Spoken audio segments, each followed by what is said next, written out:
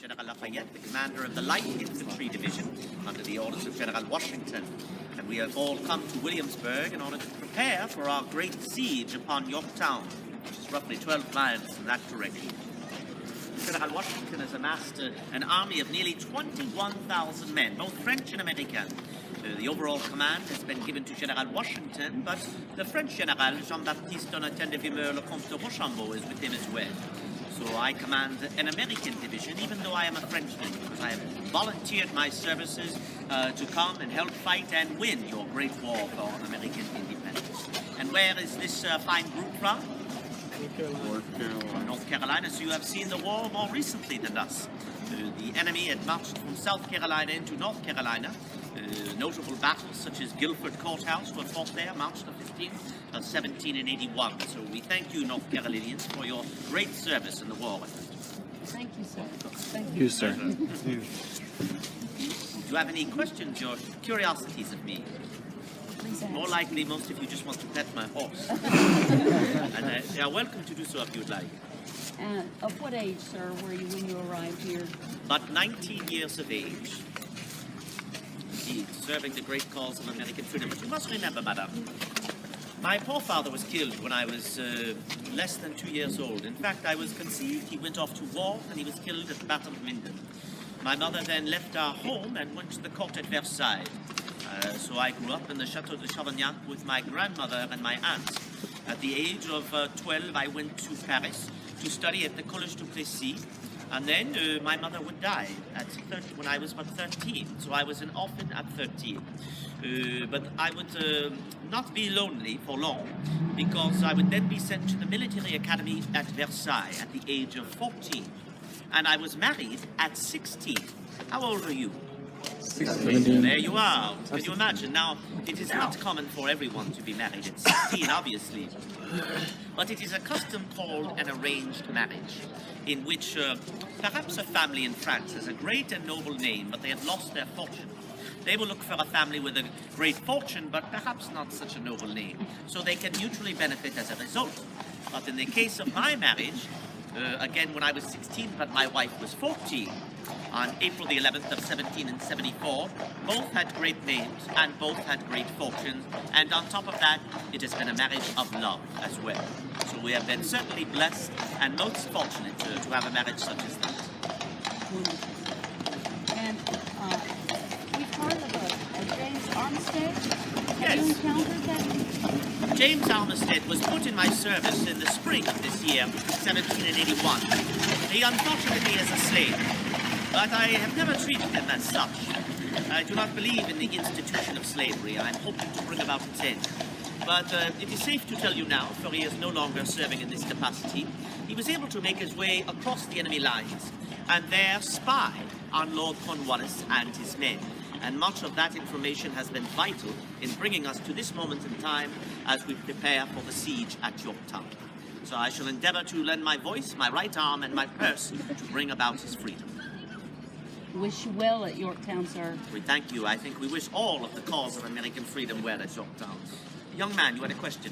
Yeah, with such a noble background, what brought you to join the military and serve American independence? Well, I was destined to be a soldier in the French army, because my ancestors before me had been soldiers, my father before me had been a soldier as well. So, and I longed to be a soldier at a very, very young age. So it was an expectation of sorts that I would serve in the French army.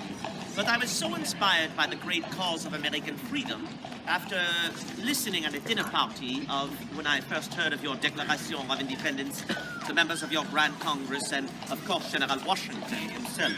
And many of you might say, well, why would you want to serve in such a cause? Well, perhaps you know the answer to that question. For this has been a war like none other in the history of man. A war of great ideas. For the freedom, even the liberation of mankind.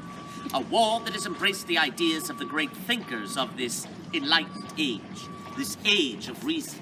With men like Voltaire and Rousseau and Montesquieu and Locke.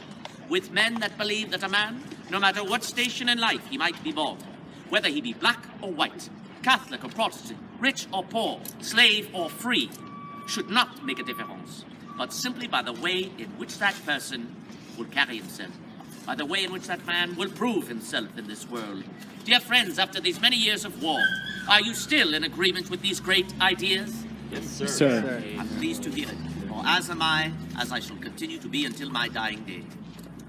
Yes, May I have a likeness made with you, please? it'd be my pleasure.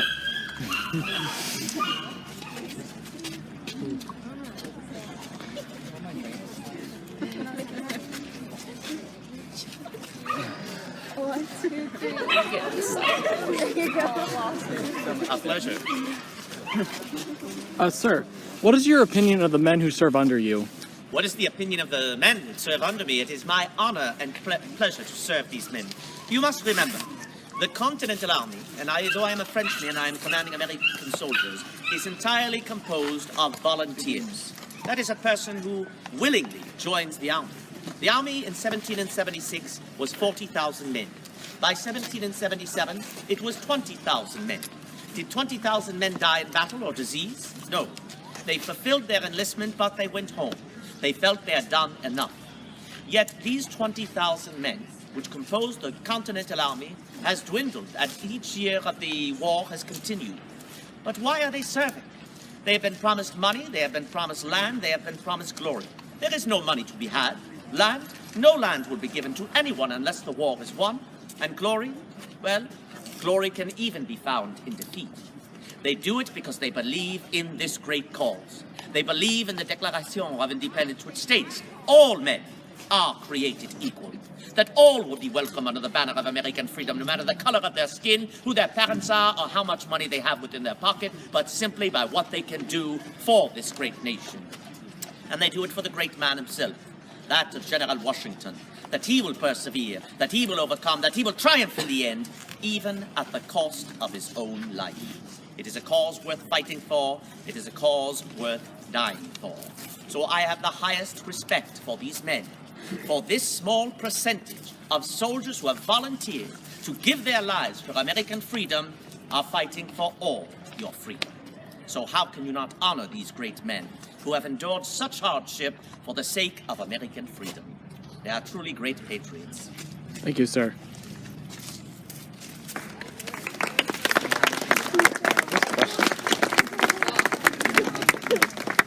Are there any more questions, my friends? Well, I shall leave you to lead your group on more exploration, and it was indeed my pleasure to talk with you all this day. I bid you good day, and God bless you all, and God bless this great cause of American freedom. Thank you, sir. France.